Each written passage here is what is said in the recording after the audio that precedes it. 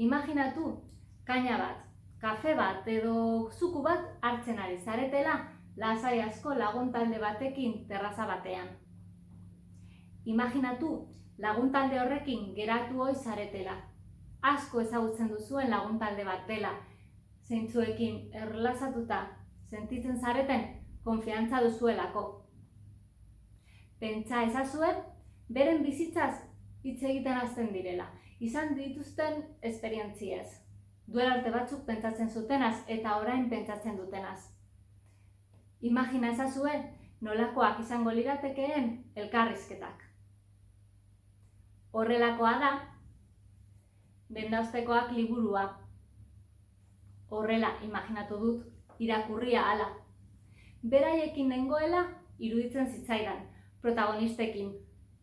Zerbait hartu eta beren pasadizoa kontatzen zizkidaten bitartean. Iragana gogoratzen zuten. Beren bizimoduari buruz hitz egiten zidaten eta beren iritziak adierazten zituzten bitartean.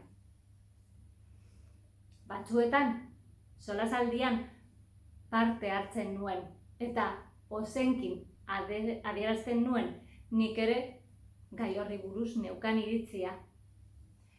Edo kontatzen ari zirenaren antzeko beste pasadizoren bat gogoratzen nuen niri edo ezagutzen nuen norbaiti gertatu zitzaiona.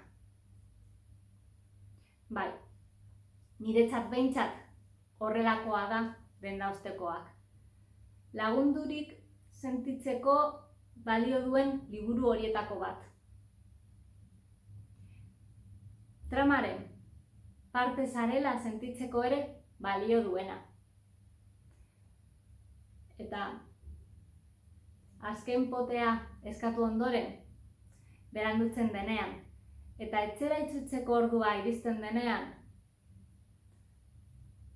terrazan edo tabernako barran edo kafetegian, edalontzia uzten duzu eta elkarrizketa amaitu egiten da. Noski. Naiz eta seguru asko esateko eta kontatzeko gauzak geratu diren.